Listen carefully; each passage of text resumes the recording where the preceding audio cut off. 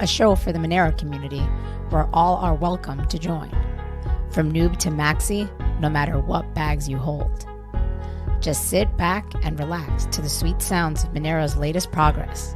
Or if you're feeling inspired, join us on stage.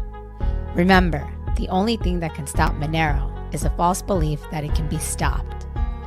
And if you want to win the revolution faster, we recommend you remove your XMR from all custodial exchanges immediately. Warning, voting accidents are common around here. Don't forget to properly secure your private keys. Monerotopia starts now.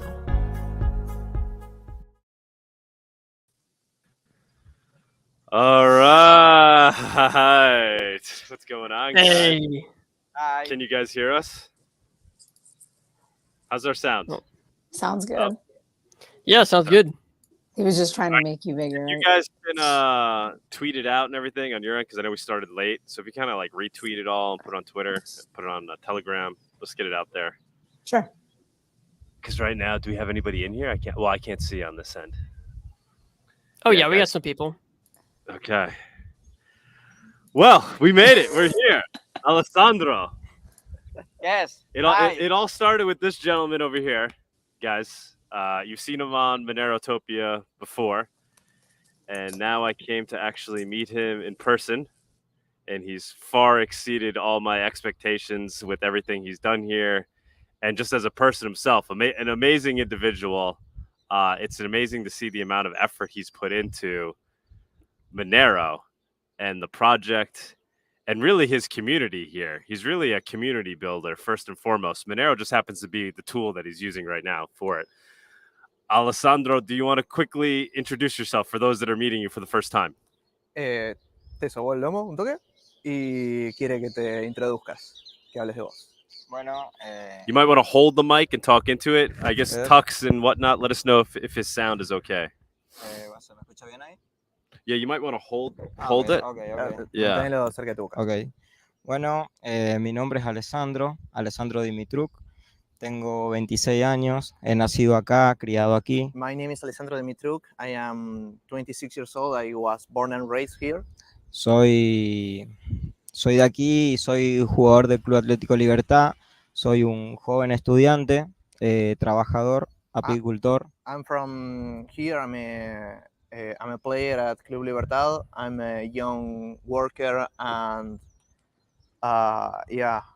apicultor. Like From he has a Honey. bee farm. y nada, administrador del Club Libertad y maximalista de Monero.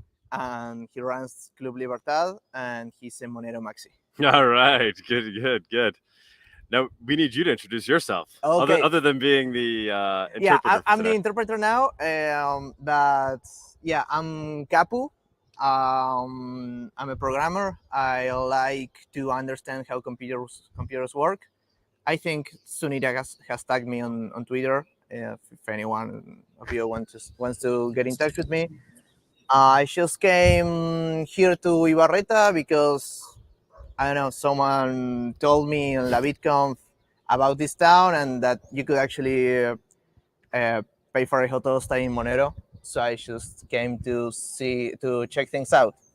Ver cómo están las cosas in Ibarreta.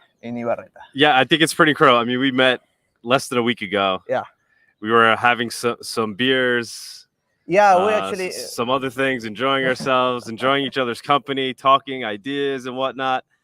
And we got very excited. And he said, right out of nowhere, he's like, I'm coming with you. Yeah. I'm coming with you to Ibarreta. I'll buy my plane ticket tomorrow. We go together. Salúdenle a los muchachos que ya se están organizando. Oh, okay. I don't know if you guys could see. Tux, can you guys see the field? Yeah, we can see it. It's a little low res, but we can tell we've got stuff back there. That's like the field, and that's the stadium all the way back there, right? Yeah, that's the stadium. That's the field. Yeah, cool. We're gonna have guys showing up to actually play an exhibition game. They just happen to be playing. Oh, right that's awesome. You guys got a really good spot to sit down and kind of do that. Well, if you could see what we're actually sitting on right now, It's not exactly OSHA, right? No, it's not compliant. compliant at all. There We're are no railings. I we're mean, if some of us were to swing back in our chair, we would Yeah, be I'm like, sitting we on would the have edge broken of spine. like a 15-foot roof here. Well, that's Argentina, not America. It's okay. Yes, and it's amazing that he was able to arrange this. So we have internet plugged in here. We have Douglas, power. agradecimiento al señor Sergio por Ah, la casa. Muchas gracias. Gracias, Sergio. The owner of the home is saying hello to us. Thank you very much. Yeah. Muchas gracias. Yeah, this is the like a half-built balcony of just a neighbor of the club. Yeah, it's Happens private to property. live in front, and he actually lent out this part of his house to this. Oh, that's super awesome. I mean, these are the types of things that Alessandro is able to do here. He knows everybody in the community. He connects people, puts people together. He gets people excited about things. Even this, he was able to arrange to get us to put our studio temporarily here at this person's house across from the stadium.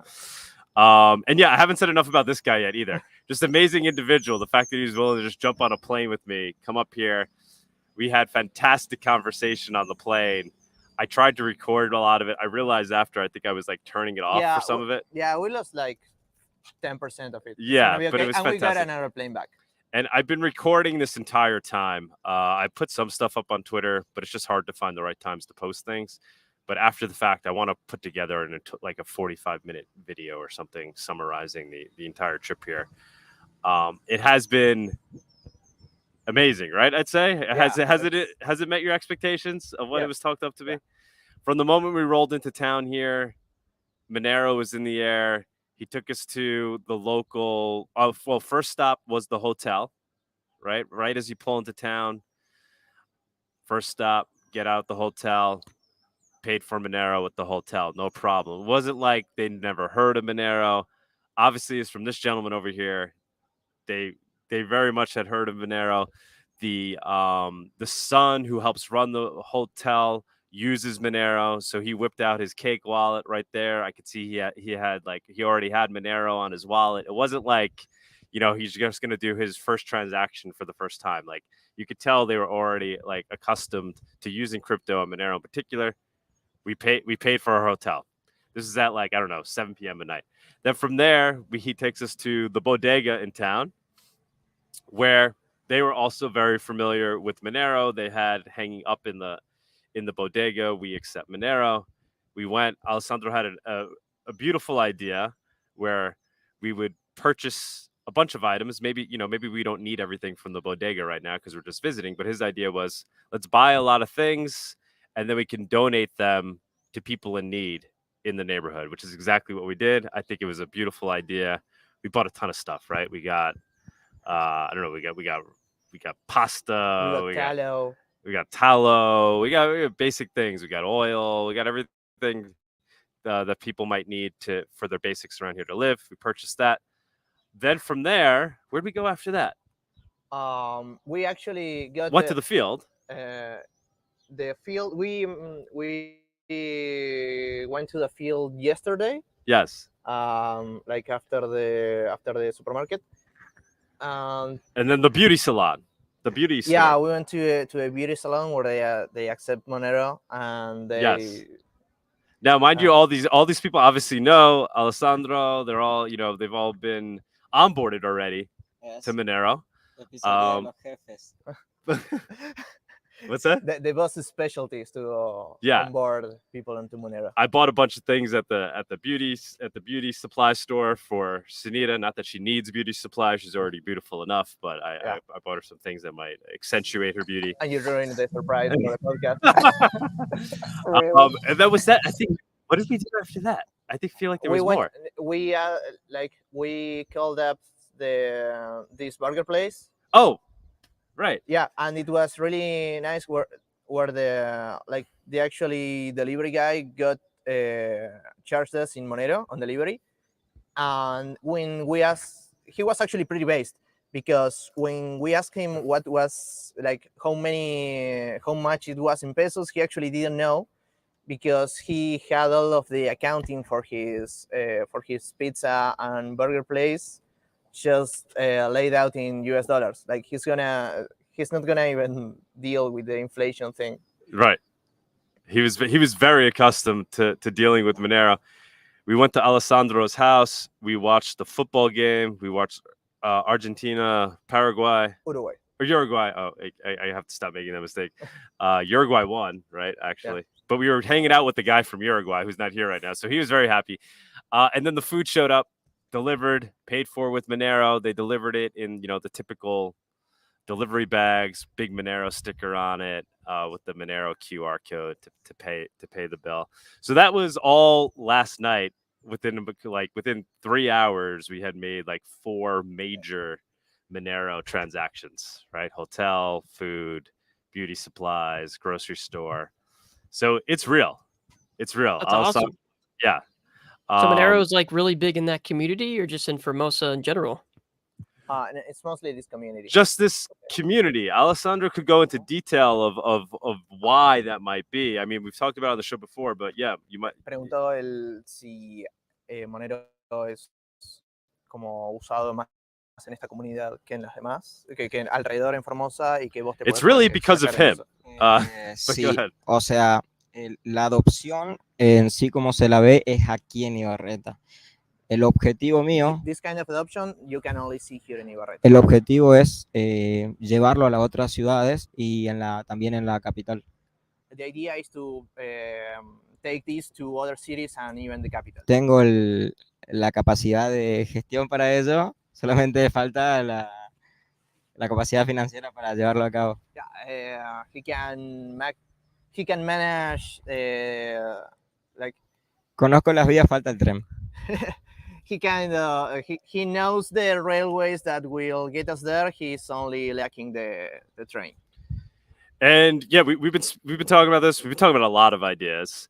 But yeah, one of the things Alessandro wants to do is possibly do like a fundraiser, a Kuno, or a community fundraiser to raise funds to level up this idea, to scale it up beyond this town, grow it here in this town further.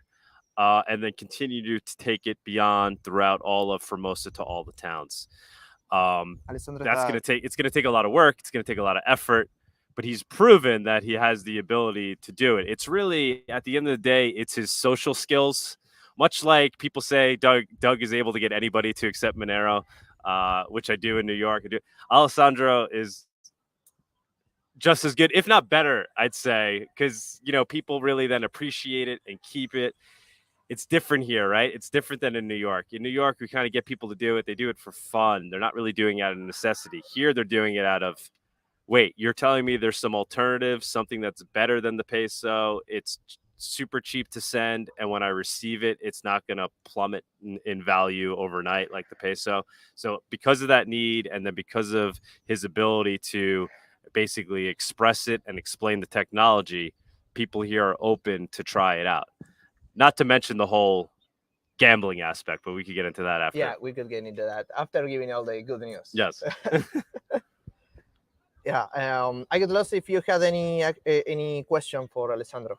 I mean, you could basically tell him what I just said. But I guess the next question is what he would be thinking or looking to do to scale it up and to grow it here in Ibarreta, and then how he envisions growing it in other towns. ¿Cómo te imaginas, qué acciones te imaginas que tomarías para aumentar la adopción de Monero en Ibarreta en particular? ¿Y cuál es tu visión para llevarlo adelante en otros lugares en la región? Bueno, aquí en Ibarreta, básicamente es, en términos de adopción de comercios, es algo que se fue traído por la comunidad de Monero, no estaba en mis planes. Here in Ibarreta, in terms of the merchants actually taking Monero, it was, ¿cómo dijiste? Que la adopción de los comerciantes fue idea de la comunidad de Monero, pero la adopción orgánica fue de los usuarios mismos para apostar en su momento. Okay, like the idea for merchants to adopt Monero on their stores was kind of from the Monero community. But the idea to actually start using Monero in this town was related to gambling. Sergio, la adopción en sí va a seguir creciendo aquí. ¿Por qué? porque existe lo que acá conocemos como el boca a boca. Y al tener personas ya lúcidas manejando lo que es Monero, usar Monero, enviar como puede ser mi hermano, mi primo, chicos del club allá que ya tienen un uso bastante amplio de Monero. Here, adoption will continue on a word of mouth basis because everybody knows someone who can use or uses Monero, and there are people all throughout the community who are already onboarded to it. Aquí ya no hay que forzar nada, aquí hay que dejar que todo fluya y con el pasar del tiempo se van a ver mucho más resultados seguramente en un año. Esto comenzó en abril y miren, ya estamos en noviembre. Sí. El año que viene seguramente esto se va a duplicar y yo ya estaré mostrando cosas en otras ciudades. Y con respecto a eso, Here in Ibarreta, the adoption is more of a thing of letting people be, letting things flow, and we already made a lot of progress since April, where this whole thing started, and we are gonna and now he's gonna talk about more about the rest of the region. más la idea de presentar esto en otras ciudades y generarlo como adopción, como un comienzo, es encontrar y preparar un Alessandro, que yo conozco un Alessandro por cada pueblo, que creo que tiene la capacidad y tiene las mismas ideas que yo. His idea is to find or more well prepare, because he already knows one Alessandro in each of the neighboring towns who can actually bootstrap the community in other places. No solamente en cada ciudad se necesita una persona con carisma, que tenga llegada a diferentes sectores de edades, sea grande, chicos, jóvenes. In every community, you need someone with a good Charisma, with right? good charisma, Yeah, with a good reach into the community, to have someone be able to properly have a voice both with young people and with older people. Y esto va a generar que la gente tenga confianza en esa persona, porque esa persona lo único que está queriendo es darle oportunidades, que conozca nuevas herramientas, nuevas tecnologías, que aquí estamos lejos de ese aprendizaje, pero que ellos, si tienen la posibilidad de aprenderlo, lo van a hacer con todo el cariño y con toda la predisposición, como aquí. And then by having people trust and know their towns, Alessandro, they are gonna be able to start adopting Monero because of their trust in him. Conocer el valor de las personas para mí es la base principal de toda adopción que pueda haber de Monero aquí y en las otras ciudades en el trabajo que yo haga. Grasping the value of the people is something that I consider essential for adoption of Monero here and anywhere else.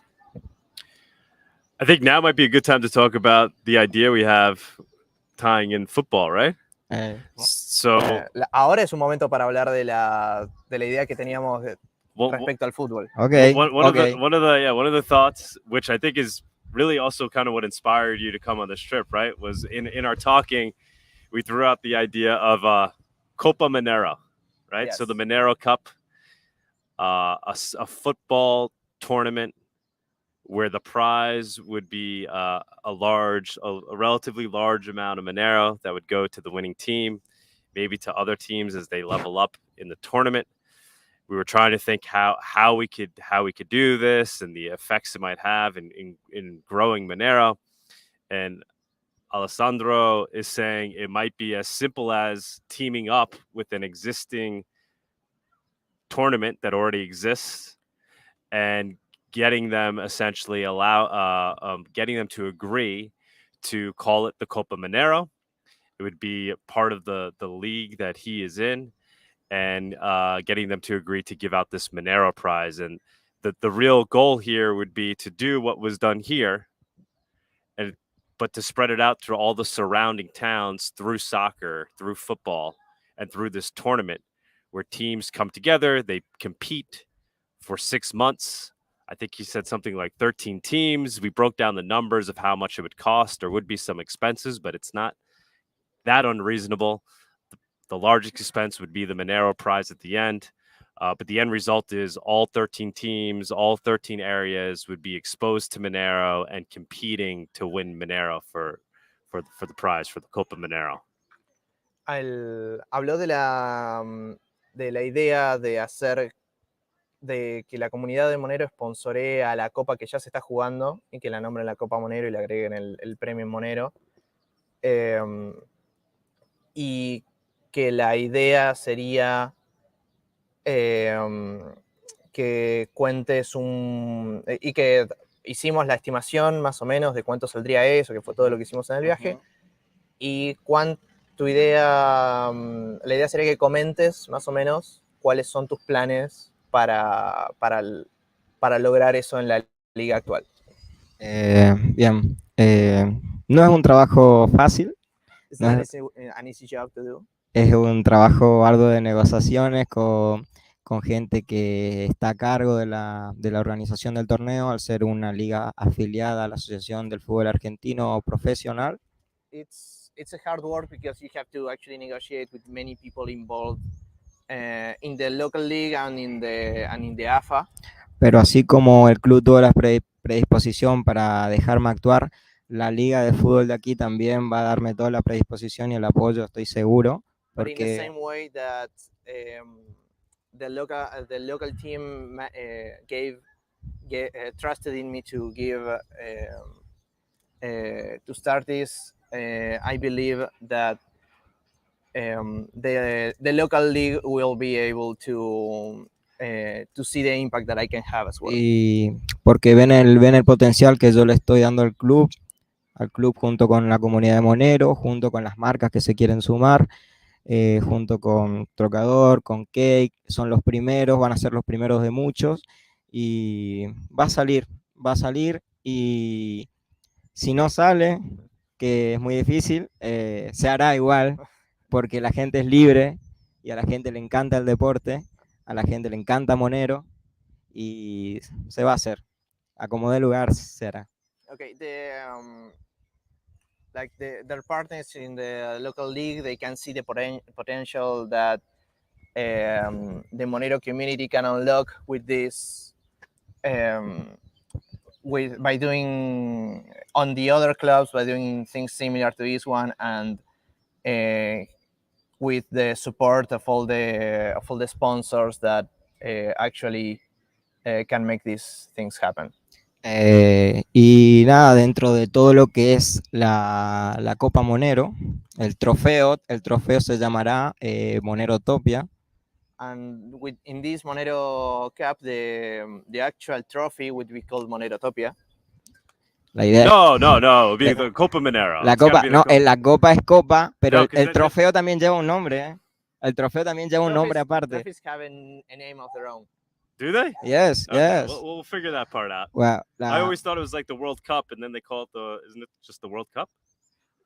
Cuando tenés la Copa del Mundo, Ajá. no es que te llevas la copa, y es la Copa del Mundo. Wow, sí, pero aquí nos manejamos, o sea, en todo el fútbol argentino se suele poner un nombre también al trofeo aparte. Okay, here in Argentina, tenemos esa cultura.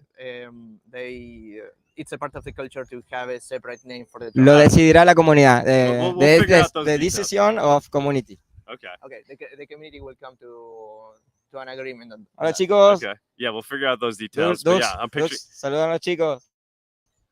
Hola. Y básicamente también. But Monerotopia will be tied in because the idea is it's now. What is today's date? Today is November 17th. November 17th. Anybody who's been following the show closely, we were just at LIBERTAD, and we announced there that it seems like we'll be doing the next Monerotopia in Buenos Aires a year from now alongside LIBERTAD. And so with that will be the finals to Copa Monero. right? That the final match, the crescendo of Copa Monero will happen alongside Monerotopia 2024 La idea es que vamos a hacer in Buenos Aires. vamos a hacer Monerotopia la convención dentro de un año, más o menos a la vez que la BitConf, y la idea es que la idea es que crezca el entusiasmo por Monerotopia al mismo tiempo que por la Copa Monero. Okay. ¿Y qué más que el Club Libertad para promover? ¿Qué más que el Club Libertad para promover eso? De pasión por deporte y pasión por Monero, ya como lo está realizando. And what would be better than Club Libertad to promote those kind of things, right? Oh, yes. Like passion for Monero and passion for football. Oh, 100%. I mean, club. Hopefully, you guys win the Copa Monero. Yeah. Vamos a hacer todo lo posible para que Libertad sea el campeón de la Copa Monero. Yes. Van a tener que entrenar día y noche si es necesario. We're going to do everything that it takes to make Libertad the champion of Copa Monero, and they're going to have to train day and night. Más, agregar, de garantía va a ser lo mejor que yo voy a dar de mí en términos de mostrar a la comunidad de Monero, a mostrar toda la publicidad necesaria para que todos se sientan parte de esto. He has as a mission to with the Monero community to show like to give the space to to everyone who wants to publicize on the tournament, so everybody can feel that they are part of it. Los vamos a cansar por Monero Town, Telegram, Twitter, Instagram, YouTube. I'm just trying to move this a little bit. Can you guys see Tux? Can you guys see the field a little better now? Just want to show for. Yeah, I can see the field a little bit better. I see the players in the back. So it's come a long way. You can see the lights. Can you see the lights up? ¿Se aprecia el logo de Monero? No? So, Alessandro, after he started putting work into the field and he painted it with Monero colors, the government came and put lights up. So he thinks it's because of what he was doing there. They saw that improvements were being made, and I think it's almost like they just wanted to be a part of it. I think they just wanted some of the credit. I mean, the government did something good, but there's always an ulterior motive. They even put lights up once they saw that it was things were being done on their own without the government. And look at popular and look at this popular tribuna. Yo te traduzco. Sí, traducir.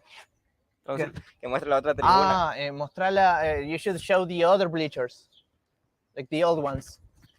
Behind. Rotate. No, the ones that are there. Yeah. Those are the old bleachers. I don't know if you guys can see over there. Oh yeah, I can barely see, but yeah. Right, and then the new bleachers are back there. You could fit 700 people, he was saying, on those bleachers over there. And then obviously, if you wanted to pack the house, you could have people all around the field, which is the hope, the thinking with Copa Monero. The finals or whatever it is, the semifinals will be taking place here at this field at Libertad. I guess something else that I was impressed to learn by Club Atlético Libertad. I just thought it was something that Alessandro started himself. I knew the field had been here, but I thought he started the CAL. But it's actually been around since like the 1950s or 60s. And it was named Libertad because somebody started this soccer club in protest, I believe, to another club. They wanted it to be more open to participants. Maybe he could explain that. But it just really ties into the whole liberty ethos. ¿Por qué se fundó el club y por qué se fundó con ese nombre? Okay. Sí. Ayer ya se lo contaba a los chicos, a Dux, a Ernesto, a Kapu, que el Club Atlético Libertad se fundó en 1958, el 23 de marzo de 1958. Yeah, he was telling us yesterday, actually, when we went to the field for the first time, that this club was founded on 1958, Y había en ese entonces, el Club Libertad se fundó por el hecho de que había un monopolio en términos de competencia oficial y había un solo club que podía competir a nivel oficial It was founded because contra las otras ciudades. in this city there was only one club who could actually compete on a regional level, and Y it had a monopoly on who was actually able to participate and to play competitively and who didn't. entonces un grupo de personas inmigrantes, este es un pueblo que está fundado por inmigrantes, tomó la decisión de traer a todos los chicos que no eran tan buenos futbolísticamente y fundar el Club Libertad para darle la oportunidad que tengan de jugar, ya que en el único club que había para competir oficialmente no se podía. So this a group of migrants, because this is a migrant town, actually got together and founded this club to give everyone who wasn't able to, who couldn't make it to play in the other club, to be able to play. Más, yo lo comentaba ayer que me estudié un poco de historia, history, y sucedió un hecho muy interesante que el mes de la And fundación that's del... why it had the name Liberty, right? Yeah, because of the because it made everyone free to play. It's called Libertad, but but now he's gonna talk about the historical context on that, which is just a coincidence. Sí, el Alessandro se puso a hacer un poquito de investigación, leer un poco la historia del mundo en ese momento. Sí, y ese año sucedió la primera confiscación de oro por parte de un banco de depósitos en oro, y coincidió justo con la creación del Club Libertad, y que hoy el Club Libertad en día está usando y promoviendo una herramienta tan poderosa para la persona que quiere ser libre como es el uso de Monero. On that same month and that same year, it was the first ever it was the first ever time that a bank el banco confiscó el oro de alguien o le Los confiscó. depositantes. Okay, it was the first time ever that a bank confiscated the gold of its clients. Where? I think it was in London. Era en Londres, ¿no? Yes. In that same year that the club That same Libertad. year and that same month. And that same month. Que el mes y año era Marzo de 1958. March 1958. Amazing. And his birthday is the date that Crypto Note was published. No, I'm just kidding. Yo tengo una pregunta para hacerle a Dux. He has a question for you, actually. Yes. ¿Qué sintió ayer por la noche cuando llegó al estadio, se prendieron las luces y vio verídicamente la tribuna, la construcción? What did you feel yesterday when we walked in there and he turned on the lights and you actually saw that the bleachers were Sensaciones. What did you feel? That's a great question. I felt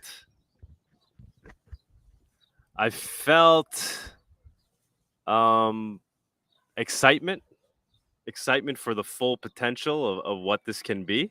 Se emocionó por el And potencial que puede tener esto. seeing it actually come to fruition with my own eyes, knowing that, like I was saying yesterday, knowing that this didn't come out of fiat, right? Literally in terms of fiat dollars, and figuratively in terms of being imposed by some government or created by somebody coming here and telling you to do this.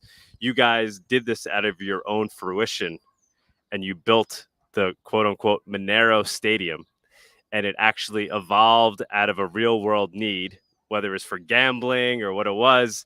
You guys somehow naturally, organically came across Monero, decided to start using it, and here we had a field that just kind of blossomed like a rose in a desert out of nowhere due to Monero. So I just felt like for the first time I was actually witnessing Monero achieving its best possible outcome, which is true organic adoption among normal people that just see a purpose and need and a reason for using it. And this was Lo que the sintió fue que ultimate end of that. veía, pudo ver el propósito final de Monero, que es que gente que no recibe, que esto no salió de fiat, en el sentido de que no salió de un dinero estatal y tampoco salió de que fue impuesto sobre la gente, sino que Monero le permitió a la comunidad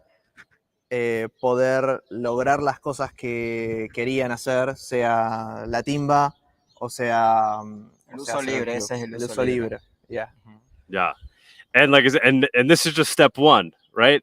I can imagine what it will become, whether it's the finals of Copa Monero or whatever it becomes. I know you have so much more potential here with Monero. So I'm excited to see what it turns into. Very excited.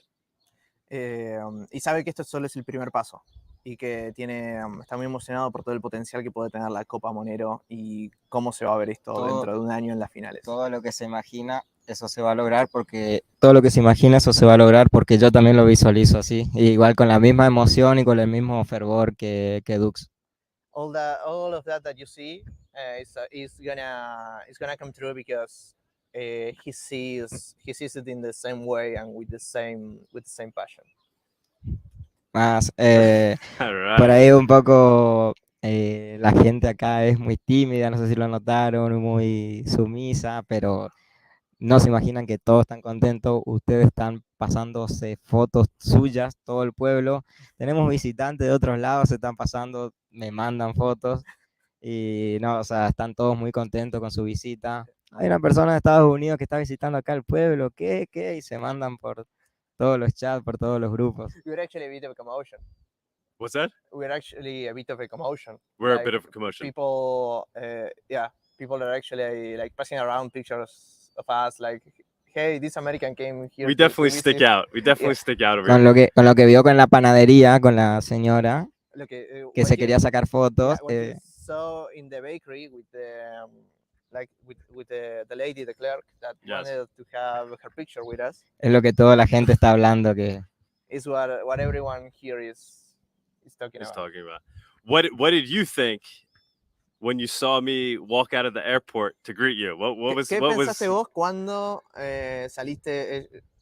nos viste salir del aeropuerto? Que estaban locos de venir, viajar cientos de kilómetros a un lugar desconocido. I thought that you were insane to travel this many hundred kilometers to an unknown place. Al corazón del Mercosur. To the heart of Mercosur. Pasar por todo el imperio del verde, por la ruta que Dux quedó impresionado de tanto verde. The highway that you were so impressed by. Y nada, la alegría de poder conocerlo y de que vengan dos personas de la comunidad a ver lo verídico aquí, personas que lo veían desde tan lejos de esta tribuna, cuando yo mostraba el proceso de la tribuna, que trabajábamos con él, y que pueda verlo hecho realidad aquí, que pueda sentir, palmar. And the joy to see someone from the community from far away to come here and actually be able to see and to feel and actually stand in the bleachers that were actually painted by the Monero community. Fantastic. I see people commenting on the mate. Yes. Tereré. Tereré. Yeah, it's not mate, guys. It is mate. It's a tereré and it's just water tereré. O sea, es un tereré de agua, no es tereré de jugo. Y estás en un lugar que si tomás tereré de jugo te miran re mal. Es mala palabra, es una ofensa. Which anybody at Monerokon knows tereré. Anybody? Hey, could you stick your mic up just a little bit more? Gombat saying, I will definitely be there. So you have Gombat's going to come visit. I don't know if you ever communicated with him, but he's local to Argentina. Que Gombats va a venir y no sé si alguna vez hablaste con él, pero el chabón es local de acá. Sí, sé que es de aquí y lo esperamos. ¿Qué le pareció Argentina hasta ahora? O sea, Buenos Aires. What do you think of the country so far, even including Buenos Aires? Oh, I love it. I spoke about this last time. I mean, I think it's amazing. The people are so kind. the food, the culture. It's a little warm. It's a little warm here in this part of the country, Yeah, but it's not nearly as unbearable as it was described to me. I think it's actually quite nice. I could get used to la this. cultura, la comida, el hecho de que todos son muy amables, le gustó eso y le parece, sí le parece que hace calor, pero ahora se maneja. Se va adaptando a poco, va aclimatándose al clima tropical de Formosa. You're getting used to the tropical climate. I am. I feel like the people in Argentina really have their priorities straight with the things that are important: food, family, friends, and then work, and things that really don't matter as much. Creo I que feel like los argentinos their priorities are straight. tenemos las prioridades bien en orden. La familia, los amigos, la comida y después el trabajo y las cosas como que son menos muy tradicionales somos, muy tradicionales. We're very traditional people. Yes, which is you're wise, right? Americans aren't often as wise.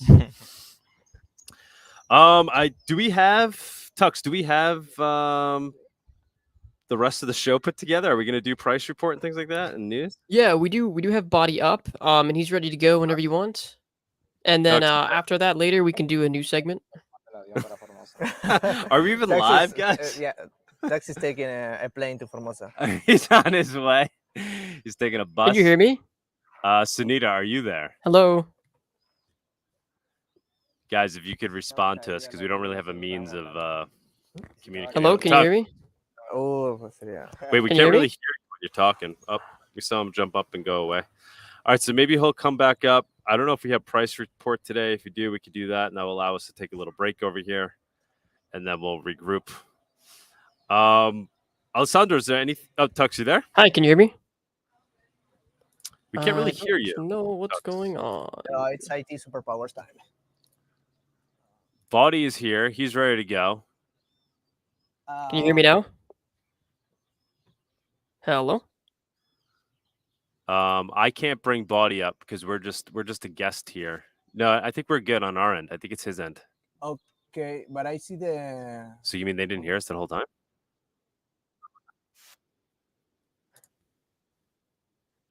No. See if I. Oh, because the people are commenting. Hold up. Yeah. Hold up. Yeah. We can hear you. They were able to hear us. What did you just change now? No, I just. Okay, they could hear. We they can hear us. cannot hear Tux. We can't hear Tux. We do not. Can you hear me now? Have, like the. Can you guys at home hear Tux? We have the monitor for our own voices, but tiene el we cannot hear them. Oh, okay. Okay. Well, I don't know, Tux. Something on your end. Tux, you're muted actually. Yeah, you're muted right now. No, my audio is working. We see you trying to talk, but we can't hear you.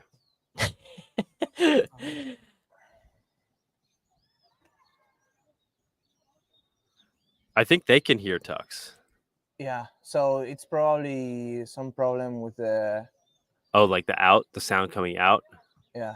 Well, Tux, if you can hear us, why don't you go ahead and run the price report? Hold on. There's another thing that I wanted to comment. Someone on the chat asked that we should sell the jerseys for the club. Tipo, alguien en el chat dijo en castellano que deberían vender los jerseys para el club y los jerseys están a la venta, están en Monero Market. Yes, están a la venta. Se los vende y se los manda él personalmente. Like jerseys are actually for sale. There are personalized versions. Ya se han enviado a Texas, Suiza, Los Ángeles, Alaska. And they have been sent to all of these Well, places. da la vuelta. Douglas, so. Tuman. There it goes. The best player of Monero. All right. Y que I put it on, but I don't want to una primicia que voy a lanzar las chombas de Libertad de vestir con los sponsors de Cake y Trocador en un nuevo modelo mucho más, ¿cómo se diría? Elegante, formal para salidas. He's actually gonna launch. This is a breaking news, an announcement. he's actually gonna launch the color shirts for Libertad with the both sponsors, and they're gonna be a bit more a bit less sporty and a bit more casual, a bit more formal wear. Más quería hacer un anuncio más. Yo no tuve tiempo ahora con la llegada de ustedes de publicar, salvo retuitear y algo más desde la cuenta del club. He didn't really have much time to do social media stuff for the club since we've been here, other than retweeting our stuff. Les pido a los que estén viendo, y seguramente lo van a retuitear después, que me sigan en mi cuenta personal, que la idea a partir de ahora es en lo que es adopción y buscar en otros pueblos nuevos adoptantes de Monero, llevarlos desde mi cuenta personal, y que el Club Libertad se adhiera mucho más a lo que es el deporte ya, que sea el club oficial de la comunidad. He wants the community to follow him on his personal account, which is, tu cuenta personal es? Alessandro de KT, Alessandro con doble S de KT. Alessandro, L-A-L-E-S-S, 2 times, A-N-D-R-O-D-K-T, Alessandro de KT. Y nada, y que ahí van a ver todo el trabajo, en parte lo que es con la adopción. Ya no quería más mezclar tanto el tema de los comercios y demás. The idea is to have the Club Libertad account focus on the club and the sport, and for his account to focus on adoption of Monero locally and in the neighboring communities. Y también para que puedan apoyar, ahí tienen una dirección de BitPay, todos bienvenidos acá. No somos, no somos gente rica, y todos los que donan al Club Libertad van para esos chicos que ven ahí, para todo lo que tienen problemas médicos después de los partidos. Douglas lo sabe por la cancha, que la vio ayer. Va todo lo que sean donaciones, lo que sobró se lo deriva a esos chicos. Donations are actually used for healthcare of the players sometimes, with all the they sometimes need a bit of this and a bit of that after the match, playing on such a rough field which Douglas has seen. Yeah, that's one of the things that could definitely use improvement. The field itself, maybe get some better grass growing. I know you guys have tried it in the past, but maybe there are things you can do if you had the right resources. Yeah, so if any Monero grass growers wants to grow that other kind of grass over there and wants to contribute, then it's very appreciated. The Monero Field of Dreams. So Tux, why don't you go ahead and run the price report with Bawdy, and we'll take a little break on our end and try to fix the sound if we can, because then we can do viewers on stage if people want to interact with us and ask Alessandro questions and talk about Copa Monero and all these things we're talking about. All right, guys, I'm going to run the price report. Let's get into it. Yeah, we can.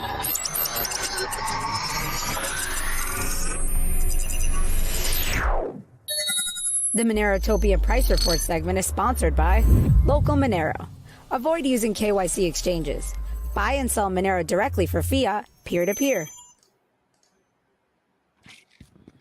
Bawdy, hey, what's up, guys?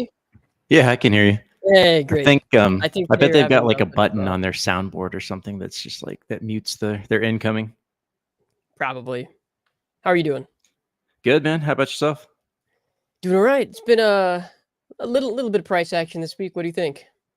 Yeah, it was a little bit more boring this week than weeks previously. Kind of, it looks like things want to take a break, maybe consolidate. I still think the charts look optimistic, but there's some interesting artifacts that look similar to what we've seen earlier this year. I think there's a good chance that Bitcoin could probably reach for 40K, 45K. I'm not convinced it can go much further than that, but we can get into all that here pretty quickly. I'll try and keep it short today. I know that a lot of other stuff is going on, so. Right here, we're looking at the Monero price and, stablecoin as always. I was actually just right now. Oh, one thing, make sure that you change your resolution on YouTube to 1080p if you want these charts to be clear. Sometimes YouTube will downgrade you to like 420p and everything will be totally fuzzy. So yeah, with that in mind, and if you have any questions for me, just shoot them out on YouTube. So today, yeah, I was kind of musing on the fact that early this year, like in January, was the highest US dollar price that Monero's had like all year long, which is, it's kind of weird. You would think with all the broad positivity that's happened in crypto sense that that maybe we could have broken that January high. It's funny because it does seem like that's just the pattern that we see. Before a big broad movement, you'll see Monero pump to the upside. And then like a bull market for the rest of the crypto market will happen. And excuse me. So you can basically see that happened here. This is the XMRtopia chart. This was our infamous fall pump of 2020, and then that precipitated our ratio decline. But that was, a pretty large bull market that happened, especially for altcoins in particular.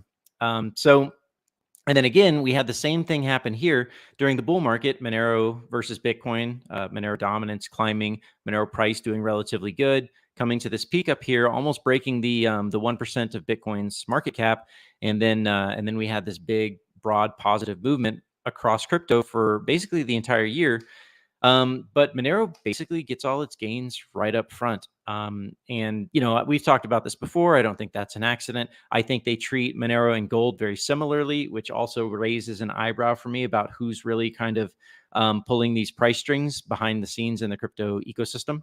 I do think there's significant influence. And the fact that they treat Monero similarly to gold, because we'll see this with gold. We'll see where gold will pump early on in the cycle, just as a bull market is maybe about to start, just as like the demand destroying event, the crash happens, you'll get a big pump on gold early on that will then fizzle out as the rest of the markets continue to run. And I think that that's done to keep the sort of psychological focus off of gold, off of Monero, because they really, the insiders really make a lot more money on stocks. They make a lot more money on shitcoins. Oh, but anyways, so we've got Monero here being our wonderful little stable coin, just hanging out. If the markets continue to be positive, expect this to basically continue to the upside. We could try and draw kind of a little bit of a trend line there.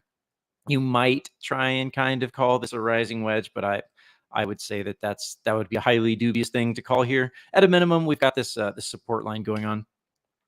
We saw some interesting things with the divergences happen recently. Seems that OKX is like the new player in town. We're not seeing nearly as much volume on Binance, or at least price divergence volume on Binance, but we are seeing a lot of it on OKX. So yeah, I raise an eyebrow at some of this stuff and how this happens, but whatever. We've grown accustomed to it. One thing we should check out here with Monero also is the big time frame head and shoulders that is actually still in play despite the breakdown. So because this is such a broad structure, we have a lot of latitude with how we can draw it. So effectively, this being the left shoulder, that being the head, and then this can still end up being a right shoulder. Like that's totally possible. This can still end up playing out as a head and shoulders. Now, if things continue down here, they bump up and then we kind of take a dip, that's going to basically invalidate this structure. Essentially, getting back to this line that I just drew, this bottom yellow line, that effectively invalidates the head and shoulders structure. Usually these things play out. And as we talked about, like, we really needed to break this area. We needed Monero to bump up to the top side here and basically confirm a break of that line. And that would have been the final confirmation of the head and shoulders. So really for the past few months, we've been talking about this structure and saying that, hey, technically, this is not yet a head and shoulders, but it has a significant potential to do that. But we need to see that break. Well, unfortunately, as of the past few weeks, that hasn't happened. The pattern is not invalidated, but obviously that's the wrong direction, right? We want to see it go the other direction to really think that this pattern is in play. So we can also take a look at the broader markets. Let's go ahead and take a look at Bitcoin plus Ethereum market caps. And you'll notice that, again, very long-term timeframes here. We've got the wave magic turned on. The blue lines are the upper standard deviations, really moving standard deviations. Just like you have a moving average, you can have a moving standard deviation. If you don't know what it is, ask ChatGPT. It's actually a fairly simple concept. It's just a measure of central tendency. If you have a very volatile data set, your standard deviations are going to be large. And if your data set is really narrow and it doesn't have hardly any volatility, then your standard deviation is going to be low, right? It means that everything is closely centered to the mean, to the average. So these are useful because humans are like statistical processing machines, especially in aggregate. So this gives us kind of levels that humans are like the market psychology is looking at. You're kind of looking at a psychology map here. This is one of the reasons why I think that it's very possible that that we could continue to see Bitcoin run. A very natural target here would be these upper standard deviation levels, which would put things, let's go to the measurement tool, if it'll work. That'll put us about 25% higher than where we currently are for the Bitcoin and Ethereum combined market caps. And where Bitcoin and Ethereum go, so will the rest of the market likely go. Right now, things are kind of hanging out at this very long trend line right here that we kind of drew from connecting that point and that point. And really, it's kind of like, it's sort of like the most shallow way you could possibly draw the line. It might be considered slightly dubious, but it might be useful right here. We've kind of bumped above it. If this thing holds, getting back into this zone really sets you up to continue making some gains, but we really need to get above this big line right here. So that's one way of looking at it, right? Combine Ethereum and Bitcoin at the same time. We can also take a look at solely the Bitcoin chart. And this is where I kind of wanted to talk about that artifact that I mentioned earlier. So what I want you guys to notice is let's start by taking a look at this line right here. You know what? We'll also turn off the wave magic because I'm getting some delay. I always get delay on the charts because these standard deviation lines, there's like 600 lines printed on this chart technically, and a filter being run. So again, this is kind of like the target area. I keep saying 45,000-ish because that's kind of like where you would maybe hope to expect to make before, getting some kind of pullback, and then making some kind of very long consolidation on the months-long time frame before breaking to the upside. There are things that could sort of invalidate that. As far as like in the macro sense.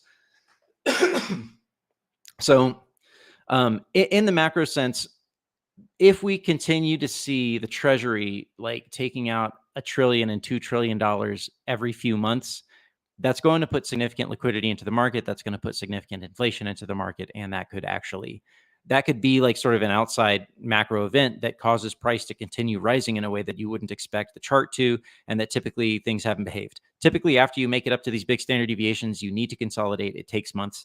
But if we get some kind of if we see the global net liquidity and the Fed, the US net liquidity rising, and we continue to see the fall, sorry, a little bit all over the place here. If we continue to see, for example, this reverse repo falling, that means that, so this chart right here, that's about $1 trillion. That's another $1 trillion that's just sitting there doing nothing, getting a little bit of interest rate, like around 5%. If that thing comes back down to zero, that's a whole other $1 trillion that could be going into risk assets effectively. So back to the BTC chart, we're going to clear all of those colorful lines, and we're just going to take a look at this. Okay, so I want to focus right here on this line right here. You'll notice that we broke above that line and then came back down below it. And there's actually a number of different ways that you could draw lines on these charts and say, okay, we broke above, it kept looking like we were breaking above, and then it fell back down. And right now on the short time frame, on the Bitcoin short time frame, that's kind of what we're seeing.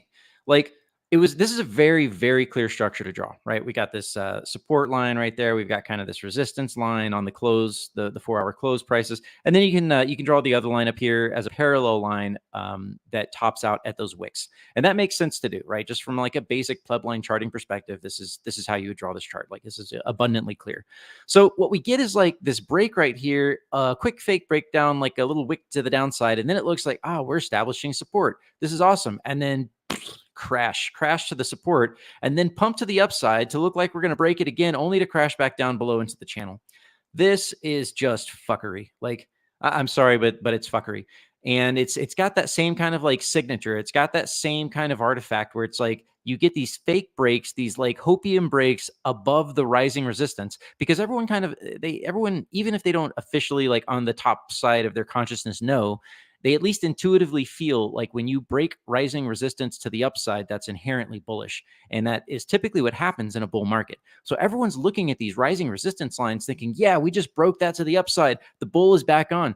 This, I think, is insiders effectively playing with psychology to wreck traders effectively. So again, this is a good reason why it's like you generally want to avoid trading. You want to reallocate assets.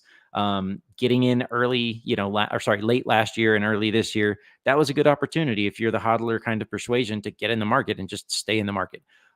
If you're kind of a mid to long-term trader, which is a little bit closer to my style, you're going to take some extra risk on some of these areas right here because it's hard to know. It's hard to know, is this a real break? One of these times it's going to be a real break and that's actually going to happen. But is it going to be this time? I don't know. I don't like that we had these fake breaks on the short time frames, but that's not necessarily like preclusive in any kind of way to say that this run is over. This could very easily just be consolidation. Those ETF rumors, because those ETF rumors were, which I guess they were just rumors, because recently a spokesperson for BlackRock came out and were like, no, we're not signing an ETF. That's partially what made that bump happen, right? Oh, interesting. Yeah, maybe there were some events there. I guess I haven't been paying quite enough attention to like the news cycle the past week. I think I do remember seeing that someone in BlackRock came out, and they were kind of negative on the ETF. So my thinking on this is that, yes, a big part of this pump was the ETF kind of hype and hopium. People are there were some BlackRock people that said they expect by January 10th it'll be approved, and then some other BlackRock guy comes out and says, well, actually maybe not. So, this could be a lot. This could be insider, like just jacking the markets around. That very well could be that. I think overall, like in the broader picture, is the ETF going to get approved? Yes. The problem is that the SEC approved the futures ETF. So basically, it's weird. Like what they did is they approved an ETF in 2021 based on the Chicago Mercantile Exchange futures market, right? So when in 2017, when they listed Bitcoin on the CME, that was the literal day of the top, December 17th, 2017. And then basically at the literal entire week of the top in 2021, the SEC approved the futures ETF. And that futures ETF price is based on the CME, not on the actual Bitcoin spot price. So they're trying to get ETFs that are like literally directly spot ownership of Bitcoin, ETFs that buy and sell Bitcoin to maintain the assets correctly. And so it's like this massive double standard for them to have approved the futures ETF, but not the spot ETF. They keep denying it. It's weird because it's the same SEC. It's the same Gensler. It's the same freaking Biden administration. So it's like, why did they approve one but not the other? And now the courts are saying like, hey, that's like arbitrary and capricious, and you guys need to reevaluate your decision here. Like this was that was kind of without saying as much, they said that was the wrong decision. So eventually it's going to get approved, or they're going to have to like rescind the futures ETF, but that's probably not going to happen because why would they, right? And BlackRock's involved now. So, I mean, it's just like, it's on Fidelity, it's on BlackRock, it's on the CME. There's an ETF in many other countries. Like it's going to get approved. Will that be by January 10th? I don't know. But yeah, you're probably right. There probably was a little bit of that jacks the market around, that kind of like some of that price volatility. That would make sense. So thanks for pointing that out. Let's see, take a look at Bitcoin dominance here. It's kind of like in this triangle after this like kind of fake breakout. Bitcoin dominance does this from time to time. We saw that actually with the last bull market that, let's turn off the wave magic. It's too slow. So we saw that actually in the last bull market where Bitcoin dominance like just took this massive spike. If y'all remember in like November, December of 2020, that was like Bitcoin breaking out in a way that didn't really make sense.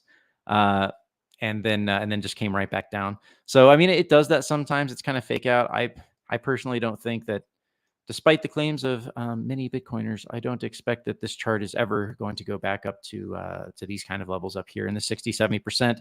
That was a special time, and that's just, it's over. That time is over. It's just probably not going to happen, especially because the spotlight has to be shared with ETH at this point, and that ETF will also get approved eventually. We'll take a quick look at the macro, and then we'll call it a day.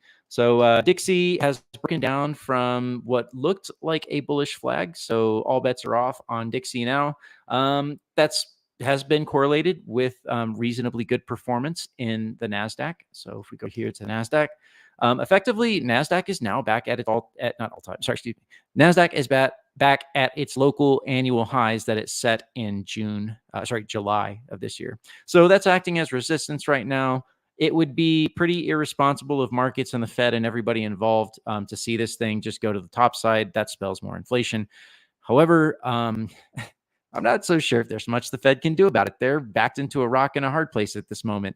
Can they raise rates anymore without like totally tanking the economy and creating like massive demand destroying events and like just screwing up like every market out there? I don't know if they can raise rates much more. They probably have a little bit more in the tank, but they probably don't have much more. And markets are just frothy and optimistic at this moment. So at the moment, you would look at this chart, you would say that this is long-term bullish. Of course, we're looking at the NASDAQ, so that's like, it's basically always long-term bullish. They always print money. But right now, you would say, okay, locally, near term, this might kind of take a moment, maybe get a fake out here. In fact, a fake out to the upside, a wick to the upside to come back down, and then like check out some kind of support down here. That would be really bullish, and that would be like game on. So if you'll notice, those very dubious yellow lines I have drawn take us into next year. We're actually getting pretty close to the end of the year. It might make some sense with the markets having gone this far. We might see a muted January effect. We might see a muted tax harvesting effect this year. People have gains. They don't want to harvest those gains. That means they'll have to pay taxes this year. And who wants to pay taxes? Never. Nobody. So we probably, like the effect that we saw last year, where everybody was down, people were realizing their losses and writing them off on taxes. That's probably not in play this year. That's probably not going to happen exactly that way this year. Maybe a little bit. Who knows? People do have losers, and if people have losers, they'll cut those. So there could be some isolated events of that. But overall, in terms of like the broad market, I wouldn't expect that to happen. So just for those of you out there that might be considering that and trying to sort of duplicate what happened last year onto this year, the macro environment wouldn't really support that. So yeah, just be aware of that. Oh, let's see. Let's take a quick look at oil. If the chart will come up, there we go. So yeah, we've looked at this chart for a really long time. We've been saying for a really long time that we really like to stay in this channel would be good. To break down from this channel would be better because that helps to keep inflation down. And what do we all want? Low inflation and plus mad gains, right? That's what everybody wants. So oil found its resistance here. We talked a little bit about this, that's like a good spot to look for resistance. Luckily, it did find it, and it's kind of coming back down. And luckily, this time, it's not driven by the emptying of the Strategic Petroleum Reserve, because they actually already emptied that. So I don't know exactly how they did this. It sounded like OPEC and the oil nations were going to try and cut production. But anyhow, oil did make it back down and it's broken down here. So I would really expect this to just kind of like trend in this area here. So that's good. Like, we don't want to see high energy prices. Yes, the government fakes the GPI numbers. This is something we know that they do, and they keep changing it. Shadow stats is a way to really understand better what the inflation numbers really are looking like. But in terms of like the broad economy, it's kind of like if you push the lie hard enough and big enough people believe it to sort of make it half true sometimes. So that's a little bit of what's going on there. Nothing to see here in terms of the yield curve inversion. It's basically just the same thing. Everything's flattened out. This is a long-term signal. I wouldn't expect this to change for the next few months. We might not even look at it too much anymore unless something really happens, unless there's something really to talk about. I had a friend, the last thing we'll leave out on here is the single family home prices. I had a friend that's, he was trying to sell his house, and it was like, he got in like just a couple months too late to take advantage of the spring bounce last year. So he's waiting, trying to get a higher price. And he's asking me like, hey, should I lower my price, or should I wait till next year? And I said, well, obviously I'm not a financial advisor. So what the fuck do I know? I'm just a dude drawing. Wow, really? You're charts. not? Unbelievable. I'm your official, unofficial Monero terrorist financial advisor. No, not even that. Anyways, so you'll notice the sawtooth right here. Usually wintertime is not the time that homes are sold. And especially with the rates the way they are, like, you're going to have a hard time selling your house. But you're only a few short months from when the bump typically happens, which is like February, March, April. That's when prices start going back up. Single family homes start fetching a higher price. You start seeing more volume.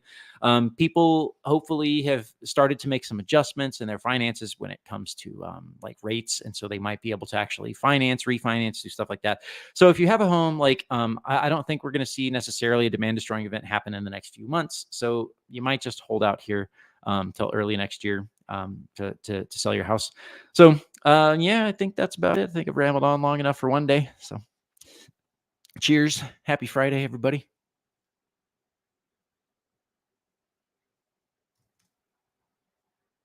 All right. Was it questions? I'm not seeing anything on the YouTube. Looks like Doug and the others got on. They're still in the backstage. I think they're still setting something up. Okay. Yeah, they're used to me just like rambling on difficulties. for an hour. Yeah, well, it's a perfect time for you to do it. You've got. Oh, looks like they're. All right, I'll bring it back on. Okay. Thanks as always, buddy. Thanks, Tux. Hey guys, can you hear us? Yeah, we could hear you finally. Yeah, we hear right. you. All right, awesome. All right, we had to reboot the entire computer. We got lucky over here. Well, with our it wasn't luck. It was skill. What am I saying? It had nothing to do with luck. Thank God this guy It worked. He saved it. He saved me in many ways already. It was a perfect time to run the price report, so we got that done. All right, sweet. So let's you want to do, and sorry bud, I didn't hear any of it. I'm sure it was great as usual. Do you want to do viewers on stage? We'll bring people up, see if they have questions, and then at some point, if we want, we can run the news if we feel there's time. But if we go ahead and do stage I'm going to go ahead and run the guest segment just so we show the Cakewallet sponsor there. But it'll be for viewers on stage. Oh, okay. Well, we already did. The Monerotopia guest segment is sponsored by Cakewallet. Store, send, receive, and exchange your Monero and Bitcoin safely on iOS and Android too. Cakewallet is open source, and you always control your own keys.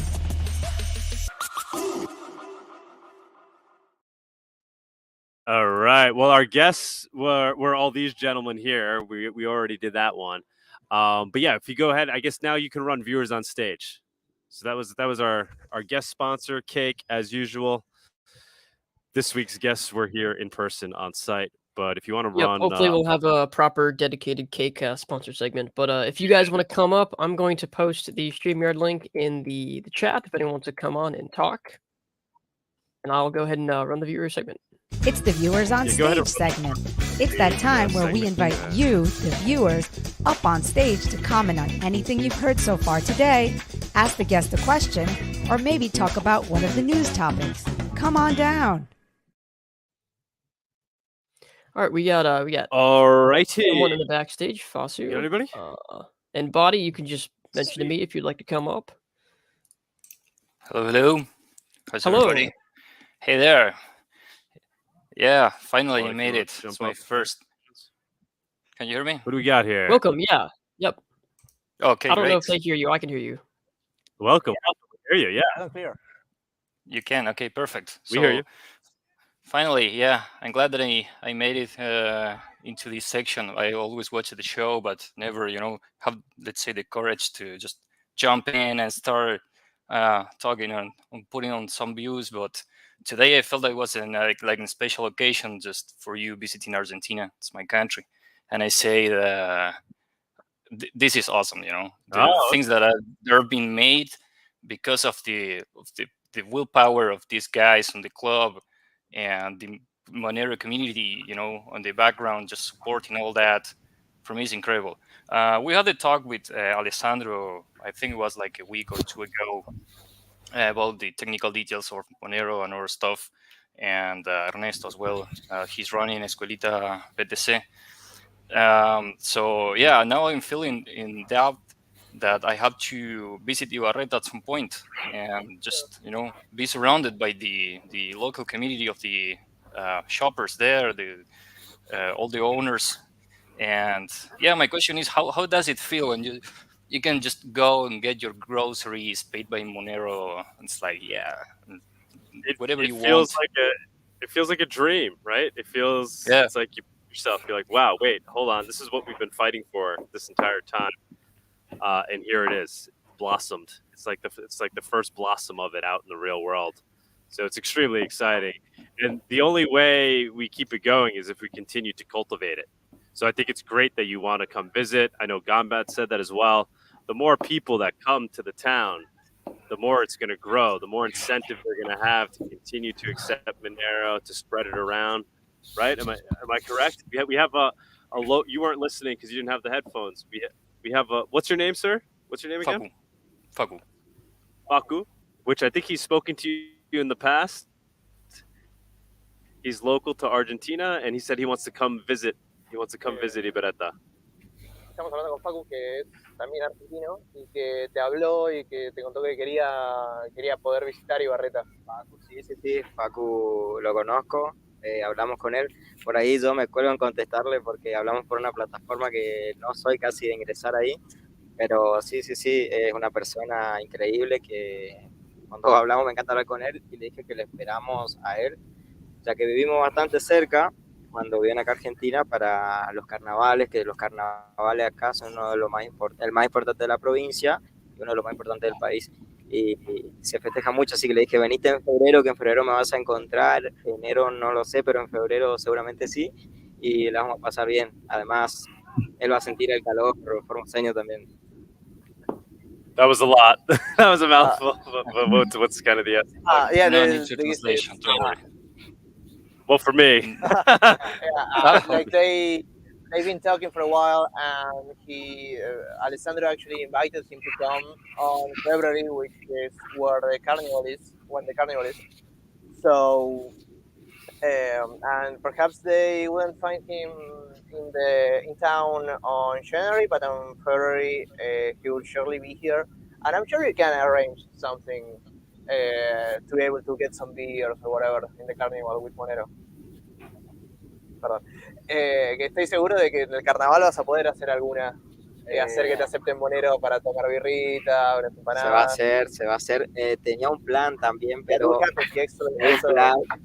viste que las batucadas son un ritmo brasilero fuerte donde se hace presencia. Me encantaría financiar una batucada con toda la parlamentaria, con todos los zurdones, los bocos, las cajitas, al ritmo Brasil, al ritmo samba, con la identidad de Monero, con la identidad no revelada. He would actually like to have like anon drummers doing a batucada. Y hacer que Monero se haga sentir al ritmo de una batucada. And make people feel the actual thump. Y subirlo a todas las redes, que lo vea todo el mundo. Yeah, that's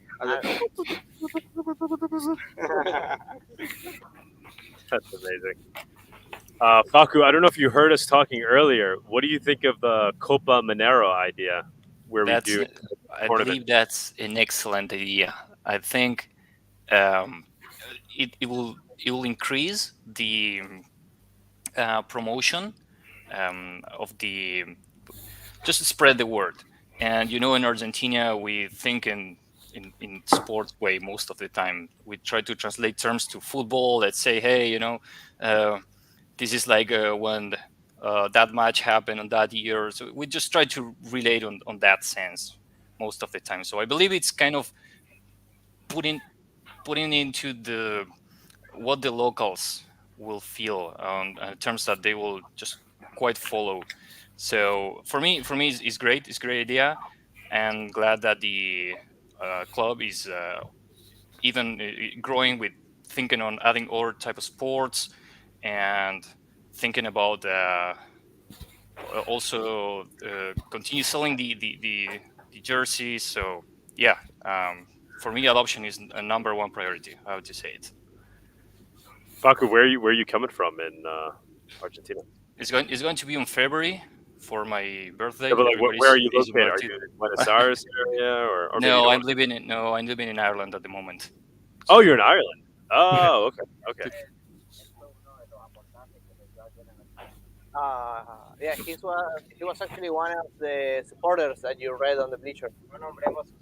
We're not gonna say announce who. him, okay. But yeah, he's okay. one of them. Okay, fantastic.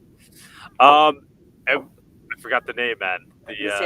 Luciano, who's also been a very big help since I arrived here. He's the one that drove us from Formosa all the way to LIBERTAD. I'd say a little more than 2 hours, but I think we took our time. Yeah, we had an amazing conversation the entire time.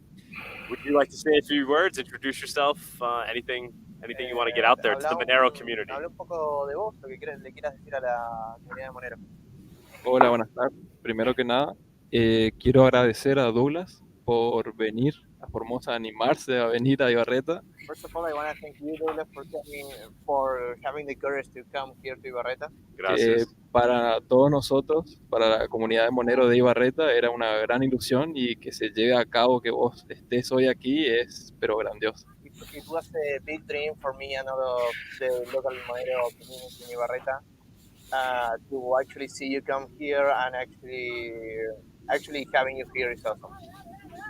Ahora sí, paso a presentarme. Bueno, soy Luciano Montiel, soy oriundo de acá, de Ibarreta, tengo 25 años. Me paso a presentar, soy Luciano Montiel, soy de acá. En inglés, hermano. No, lo que puedo, chicos, son. Ay, perdón. No me enteré, boludo, dale. Glitch. There's a glitch in the program. I gotta restart. Hold on. I gotta reboot. Y me perdí qué estabas diciendo, así que de vuelta. Dale. Es que, bueno, mi nombre es Luciano Montiel, soy oriundo de aquí, de Ibarreta, que tengo 25 años. I'm Luciano Montiel, I'm from here, from Ibarreta, I'm 25 years old. Sí, bueno, soy amigo de Cachito y bueno, juntos estamos llevando a cabo todo lo que está haciendo el club. I'm a friend of Cachito, which is Alessandro. Y bueno, más que nada también agradecerle a él, que gracias a él está surgiendo todo esto y vamos, toda la gente de Ibarreta va a estar agradecido con él eternamente. And I want to thank you, Alessandro, for Cachito, for doing this. And I want you to know that all of the town will be thankful for you forever for doing this. All right, now I think is maybe a good time to let these two guys pitch what they also see as a next step for the stadium. We talked about Alessandro wanting to raise funds for spreading Monero further here in this town and then beyond in other villages in Formosa.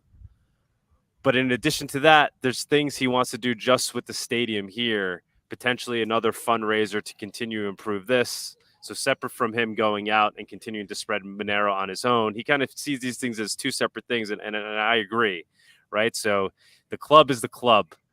So the donations that they've received in the past, that's been for the club. That hasn't been for Alessandro. He may want to try to do some kind of fundraiser, like we said before, to try to raise money so he has income, so he can spend days dedicated to spreading Monero. But in addition to that, he wants to, I think, raise some additional funds for LIBERTAD field. This is separate from Copa Monero, all these things we're talking about. So you want to go ahead and explain what your thinking here is for next steps for Club LIBERTAD? ¿Podrías explicar los próximos pasos para que tenés para el Club Libertad, que es distinto de la adopción de Monero, que es distinto de la Monero, de la Copa Monero? De la Copa Monero, de todo eso. Ok, sí, dentro de lo que es los trabajos en el club, en lo que es infraestructura, también tiene un porqué y tiene que ver con la comunidad y los jóvenes y la adopción del Monero. And regarding the infrastructure of the club, there's a reason for that, and it's related to the young people here and the Monero adoption in the town. Cada vez que yo pienso en una obra por hacer en esto, asocio las dos cosas, a ver qué puedo mover aquí para agregar esto aquí y juntar. Every time there's a construction that has to happen, I always think what could be gained in both areas. En el club, detrás de la tribuna de la construcción, hay una base, un cimiento hecho, y el objetivo es que la próxima recaudación sea para construir una oficina, el Salón Monero. Behind this stadium, there's the foundations already for a building where we intend to build the administrative office for the club.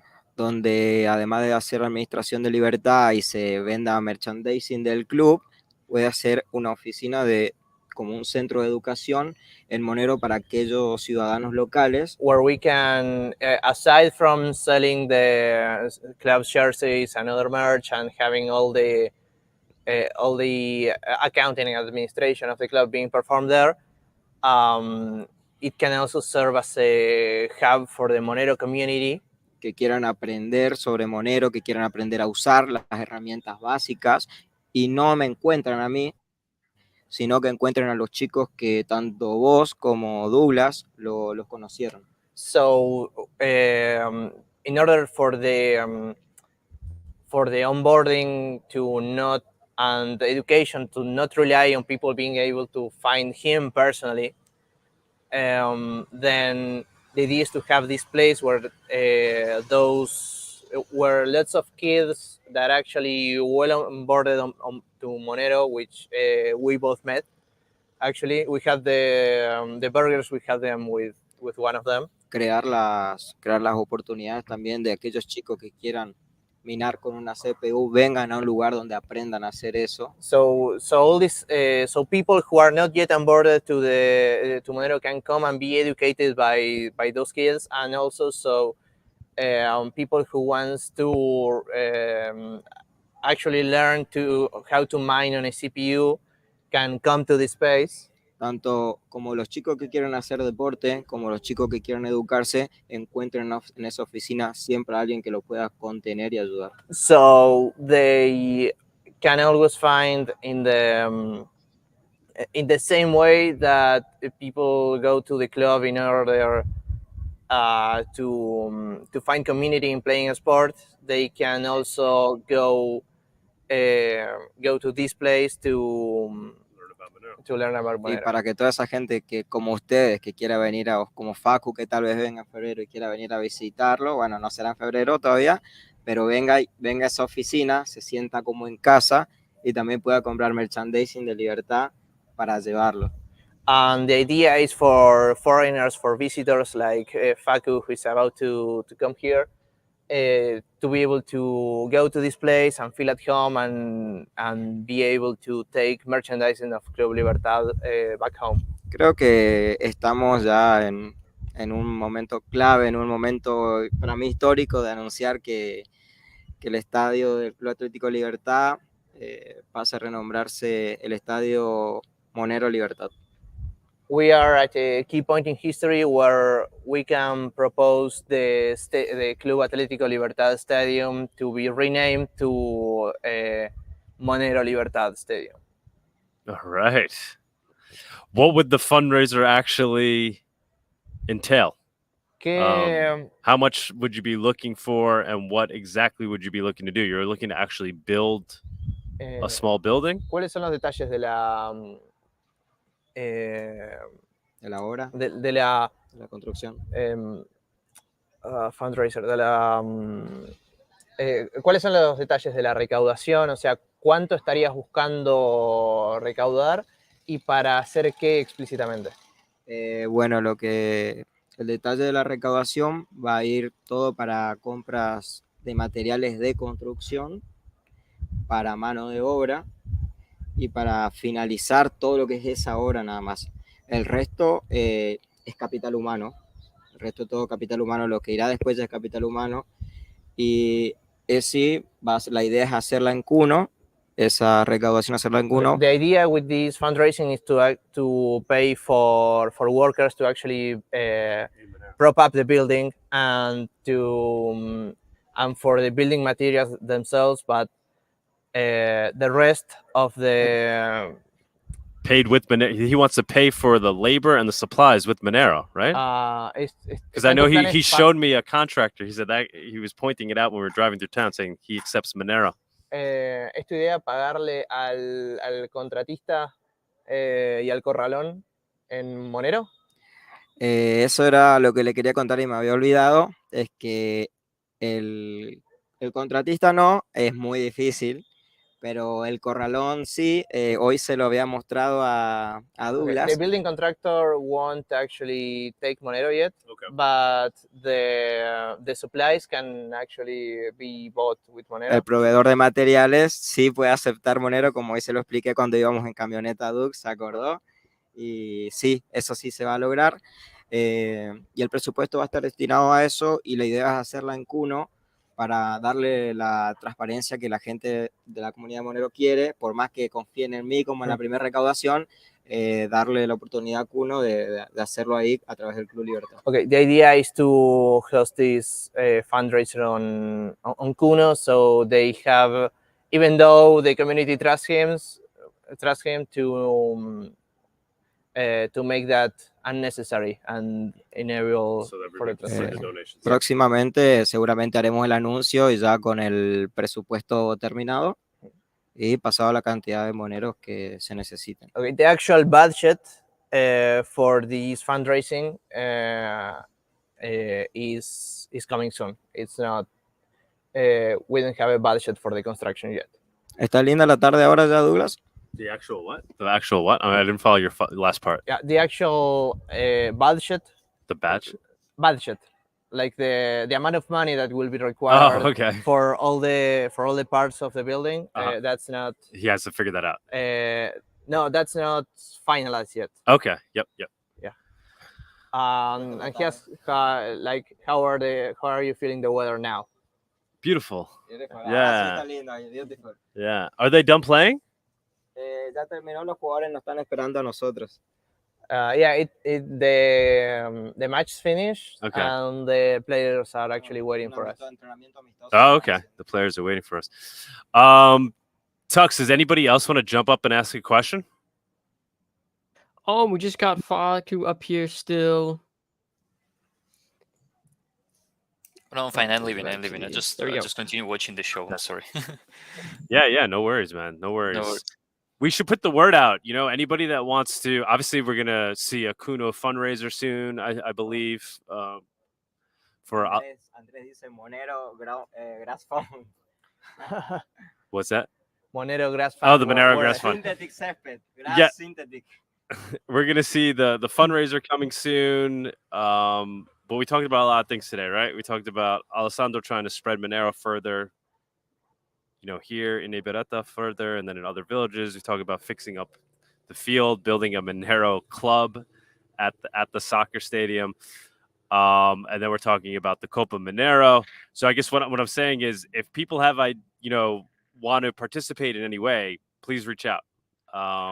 You could email us at Monerotopia@protonmail.com. That's the best way for me to keep track of things.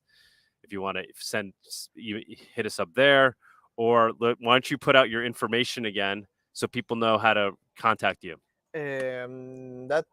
¿Cómo te puede encontrar la gente si quiere hablarte por todos estos temas?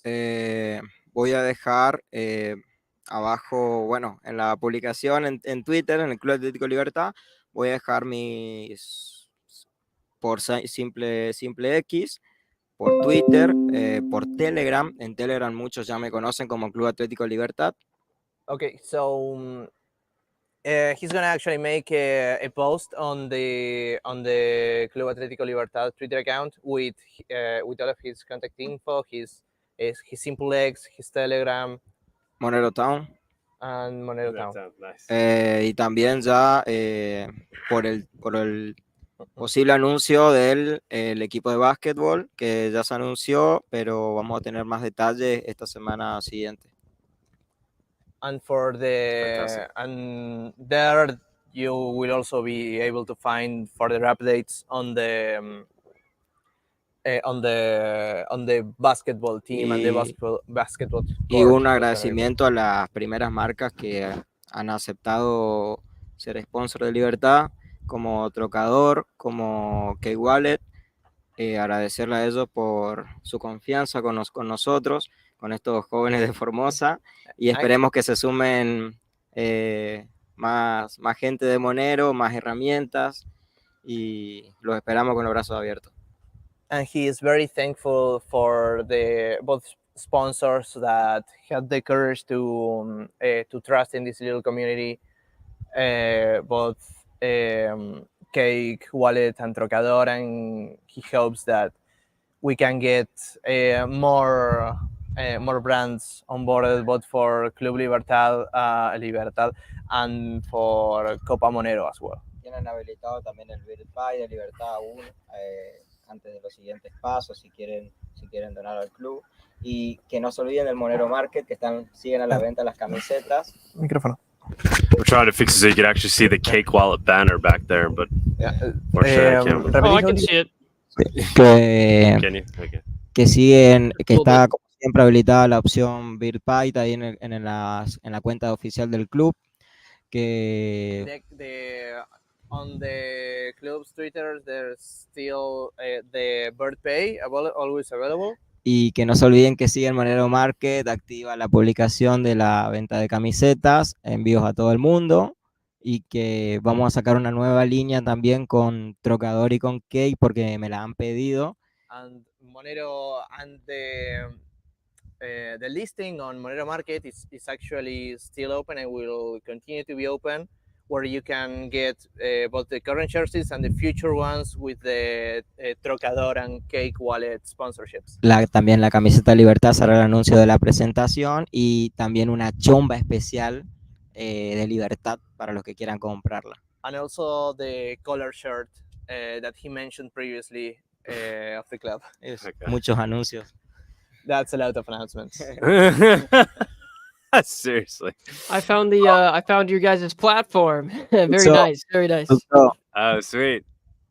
That's hilarious. Tuxo, Douglas se sorprendió cuando vio tu nombre en el mural. Who posted that? Oh, it was LIBERTAD. Oh, fantastic. That's beautiful. Does anybody else want to jump up? Otherwise, I guess we could run through. Do we have any news to discuss? We have a little bit. Yeah, we have just a little bit of news. I can go over.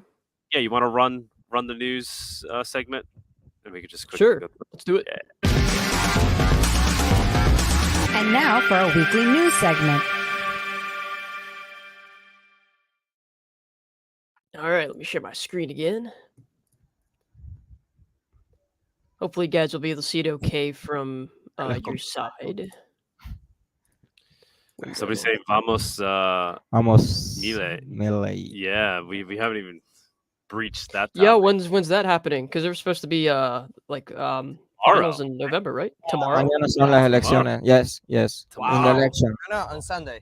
Yes. Yeah, Sunday. All right. Domingo. Yeah, I guess that's the first news topic. What do you guys have to say on the election? What's your predictions? First of all, I want to say that I am not a Vamos Milei guy, but I respect. Español. Que preguntó qué pensamos que va a pasar en estas elecciones. Yo tengo un pensamiento que esta elección está muy dividida, es muy dividida, termina 51-49, la sociedad está por elegir dos caminos. Yo no quiero dar mucho mi opinión porque no sé qué va a pasar, pero sí pase lo que pase, me voy a sorprender. He thinks that this is a very polarizing time and that we're gonna see something like a 49-51 situation. Wow. Nosotros, pase lo que pase, vamos a seguir trabajando y llevando Monero. And whatever happens, we're gonna keep helping and working with Monero. But whichever is the output, I'm sure we will be entertained. All right. Drink after it. All right. I guess moving on. Yeah, I don't know what else to say on that topic. I mean, my anecdotal being in, Argentina for the last week, just talking to random people in Buenos Aires and whatnot. Unfortunately for me, because I like Milei. I mean, I don't live here, right? But from what I see, from the potential impact he might have, just his. I think you need some extremism right now in this country to take care of some of the problems here with the state. It seems like the state is freedom extremism. Yeah, they obviously have a big issue here with their fiat, and he seems like the type of man who would take the make the proper moves to do that. I don't know if the end result will be better or worse. Yeah. But I feel like he has the guts and the fortitude to take some extreme measures, like he spoke about, essentially getting rid of the peso and moving to the dollar. I'm not sure what you guys think about that here, but the peso itself, just something needs to be done there. I don't hear the other guy mentioning that at all. He's talking about actually implementing a CBDC. But my point is, in talking with people, though, and talking with locals, it doesn't feel like Milei is going to have a chance at winning. I mean, I've just randomly talked to different people, but people that I would even think I would assume would be willing to go for him aren't. I don't know what happened here, but they seem to be a little scared. First of all, I have this this historical requirement that whenever I see an American promoting a right-wing candidate in South America, I have to suspect CIA involvement. Okay. Other than that, you mean like because he was promoted to like people like me, like? No, because the intelligence community in the U.S. has conspired historically to have local governments push extractivistic and like not at all nationalistic policies that actually undermine the country's sovereignty. That was a reality in the 70s and in the 80s, which was like the darkest time in our history. But regarding the current situation and the current political climate, I would very much like to vote for someone who wants to take measures in favor of preserving cash, which Milei has proposed for, and to actually take some drastic measures to get rid of the inflationary currency. I don't think going to the dollar is the best idea, because while still we are a somewhat dollarized society, the minute you get rid of the peso, then the power to bail out banks is not in the Argentine government itself. It's something that the American government would have to do, and they are not ever going to do that if it doesn't help them. Yeah. So I think perhaps a reform on the Constitution to actually limit greatly the capabilities of the central bank would be in order. But even if Milei proposed all of that, I am not willing to vote for a political a party that has such a weak that is so okay with this society's last genocide, and that wants to believes that the state terrorism in the 70s and 80s was somewhat of a war of a reasonable response to the guerrilla terrorism. That's something that we actually got rid of for the last 40 years, and I don't want to do my part to bring that back. Fair enough. Yeah, I don't know the local politics and history well enough to talk about those things. Yeah, Tux, I guess if you want to move on, go ahead with the news. We could talk about this. We could talk about this topic all day, and people here have been. But bottom line is, we'll know by end of Sunday, Monday, what the result is. Yeah, and it's gonna be a mess. It's gonna be interesting to see. Hoping things go well for you guys. I'm late. It's gonna be a stressful day. Yes. So first article we have here is just some research, and I mean just statements really talking about how a lot of coins and tokens, they have a price, but they don't really have much of a value, and showing how Monero's price really comes from its value, whereas a lot of other coins, a lot of other tokens, their price just comes from speculation. So Monero inherently has more value because it gets that value from its use. And people who have Monero tend to actually use it versus Bitcoin, where people are usually just holding Bitcoin. I mean, you can't even really use Bitcoin on chain right now because of the fees, right? Even for like an American, the fees are insane. But I'm sure for anyone else who's in like a second or third world country, it's completely inaccessible. And of course, people try to talk about things like Lightning, but it's still not. It's not the same. It's not as good. So there's some interesting stuff being talked about here. Next, we have a post on Reddit from Vic talking about how Monero.com wallet installs have been increasing, actually. Monero.com wallet went up 30%, whereas Cakewallet went up 10%. And overall, they have never had a down month since the launch in 2018, which is really impressive. So Cakewallet has just been continuing to grow in terms of downloads every single month and usage. And furthermore, Monero accounts for over 80% of the network bandwidth we host for our servers. And I can attest to this personally, since I've seen a lot of the VPSs behind the scenes. The Monero nodes use a ton of bandwidth. Cakewallet runs some of the largest Monero nodes, and we have a dedicated node balancer to handle where people's connections should go, since we have so many different nodes running behind the scenes for different regions. But Monero is by far the largest use for Cakewallet, and Monero, of course, Monero.com wallet. Right. And next we have a list from this person, Monero Master, an interesting Monero reading list that's got a bunch of books that Monero people would probably be interested in, talking about anti-tech revolution, technocracy, cypherpunk, surveillance stuff. A lot of interesting books.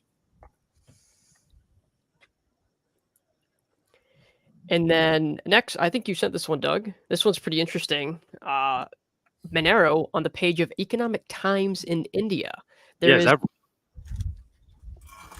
Yeah, sorry, go ahead. No, is that real? I just saw it being tweeted. I don't know how accurate. Is that like a real thing? He says he thinks so. All right. I guess we don't really know if it is real. It could potentially be fake, but it does look interesting. Somebody paid for an ad, I guess, right? On the cover, essentially on the cover or the back cover. Yeah, like on the other side, like you flip it open and this is on the back. So that is pretty interesting. I wouldn't be surprised if that's real, to be honest, because that's a really good way to be able to donate to someone who wrote like a good article on a newspaper, especially in like a more oppressive country. Yeah, this was in India, right? Yeah, yep. The Economic Times of India newspaper magazine. Vic, was that you, Vic? Don't tell us if it was you. We give somebody else. I mean, India is certainly ripe, right? Like we've talked about that on the show. We mentioned that once or twice. That's a place that we need to focus on with growing Monero as well. But if this is real, very exciting news. Really awesome to see. Seeing it. There is somebody paid. I'm just explaining to the guys here. Somebody paid to put a Monero ad, basically getmonero.com, an advertisement for Monero on, I assume, one of the leading newspapers in India. On the front. Oh, really? Right, I assume that's I don't know. It shows up like really small in our screen. What does it say, like in handwriting? It says XMR only, but this says Monero transactions respect your privacy. Can you say that about the Indian rupee or US dollar? Okay. It's telling people to go to Monero, and then it has a QR code where they can donate Monero to support the ad itself. Okay. Yeah. Which might just be a fake thing, and somebody's putting it up there to try to get Monero donations. So I don't know. It could be. So I don't know if I would necessarily donate to this. Excuse me, because it very well, like Doug said, it could just be someone like doing some stupid thing to try and get free donations, which would be pretty scummy. But if it is real, it's really cool to see. If it's real and somebody's out there knows it's real, post a video of you holding the paper up, reading it, showing it to us. Let's figure out if this is real. I'm sure if this is real, we'll probably see another one of these in another newspaper at some point. Yeah, or somebody should be able to confirm it locally. But next, I think this one also from you, Doug. Coin Center has published a new report that ought to turn some heads. It's time to have the conversation. Is the Bank Secrecy Act unconstitutional? Beyond the speech and privacy issues, the BSA is a sweeping delegation of law-making power. And there's a related blog post. It's talking about the Bank Secrecy Act for the U.S. And I don't know too much about it. I haven't read the report, but we've in shows past on Monero Talk and whatever, we've spoken about the Bank Secrecy Act. It's essentially what mandates or what mandates exchanges to do proper KYC, AML, what mandates banks to do that. And it's really a clear violation of the Fourth Amendment, right? It says when you hold your money in an institution like a bank, it's not really your money, and the bank has to report on demand, whatever the government is asking for in terms of a report. They want to know what you're doing with your money, right? And it's the Bank Secrecy Act that essentially allows the government to force these institutions to report this information. And the question is the Bank Secrecy Act even constitutional? Like, right? Mandating KYC, know your customer, anti-money laundering rules, are they actually are they constitutional?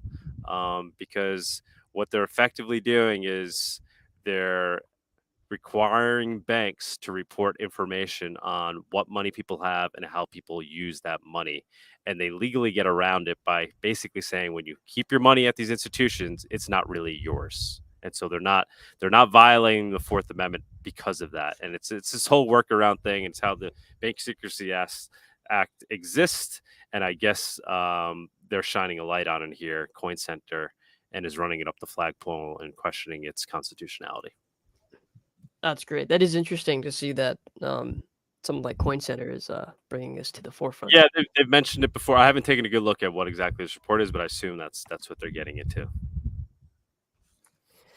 And next, of course, Bawdy and I mentioned this earlier, but there were a bunch of rumors going around on Twitter about ETF, and that was making all the maxis go wild and potentially driving some price movement. And then earlier this week, BlackRock spokesperson came out and was like, no, we have not filed a spot XRP ETF.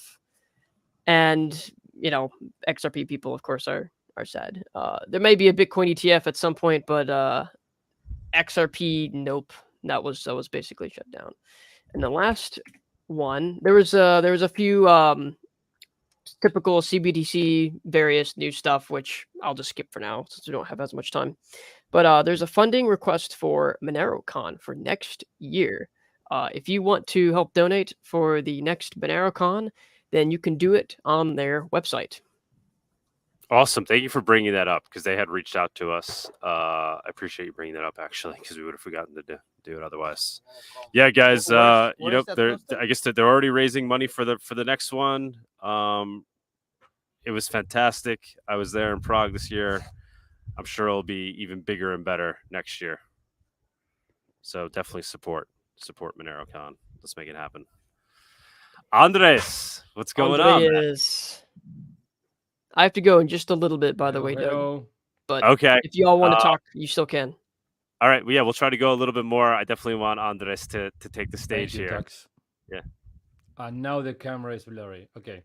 Just to protect my privacy. What the fuck?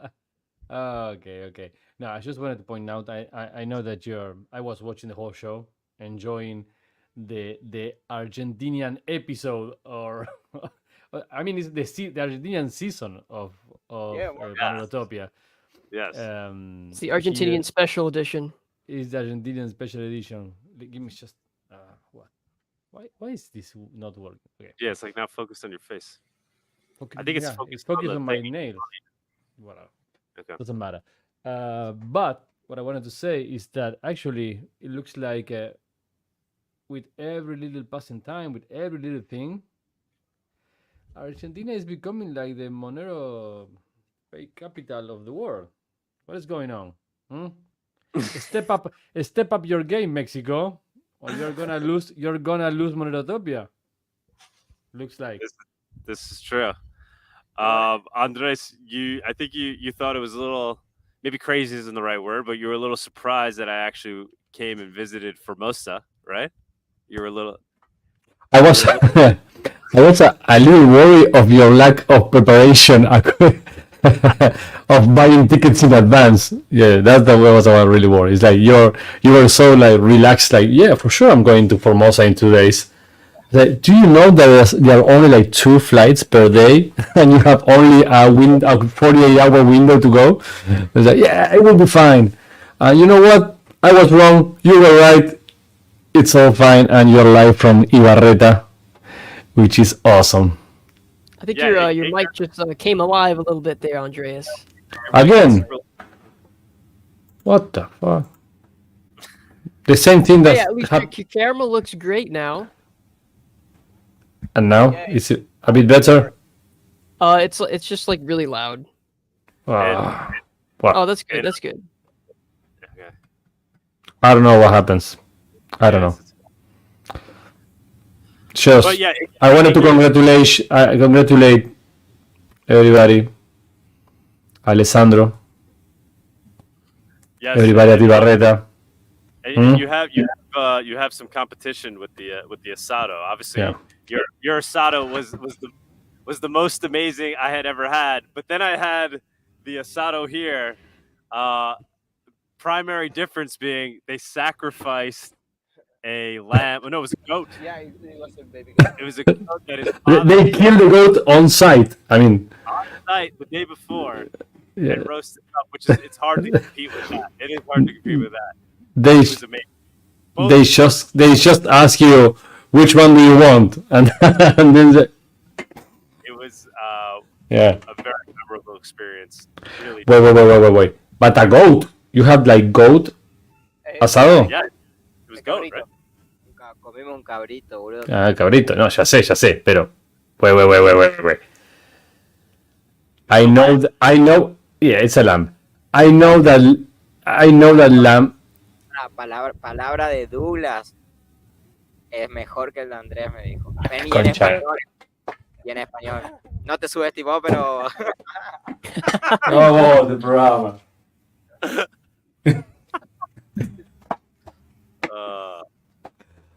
We had to improvise here.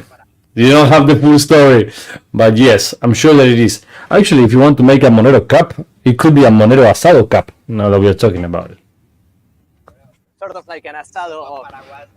Yes. With like an asado competition alongside the football competition? Yes, of course. Wow. That. Yeah, I mean, of course that you're pretty well aware that actually calling it a competition is just an excuse to be able to eat more meat, because it's absolutely subjective, right? So it's like, oh, I have to try this one, I have to try this one, I have to try this one, and everybody's happy.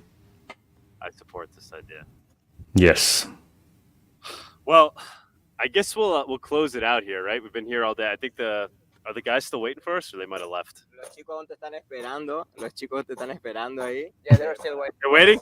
All right, yeah, we're gonna go give them some Monero. Andres, thank you so much for coming on, man. And Andres, thank you for everything you've done in Buenos Aires. It was amazing hanging out with you all week long. That was fantastic. Adios. Adios, man. We'll be in touch. Adios. Yeah, thank you. Te procedió. Cachito. Thank you. And next show, we'll probably be back to normal days, Saturday, 11 a.m. Eastern. Yeah, we'll leave it here unless you guys want to. Any final words? No, nothing to that. Good show. Any final words? ¿Qué? ¿Algo más para cerrar? No, muchísimas gracias a todos por venir. Esto fue una experiencia hermosa, tanto para él como para ellos, como para mí. Será histórico. Con el pasar de los tiempos nos vamos a acordar de este programa seguramente, con todo lo realizado, y esperemos encontrarlos en el Finay Forum. ¿En él? Oh, the Finny Forum. Yeah. He's really thankful for all for the community, and he hopes to see you all in the Finny Forum. Wow. Okay. Yeah. Oh, wow. Yeah. Awesome. Yeah. Try to help make that happen. All right, guys. We'll leave it at that. Tux, if you want to run the exit. Yeah, true. Yep. Good to meet all you guys. Everyone, have a great weekend. Adios. Thank you for joining us on this week's Monerotopia episode. We stream live shows every Saturday at 11 a.m. Eastern. You can find and subscribe to our show on YouTube and Odyssey, or listen to the podcast on iTunes, Spotify, or Stitcher. Don't forget to follow us on Twitter or join us in the Monerotopia Telegram group.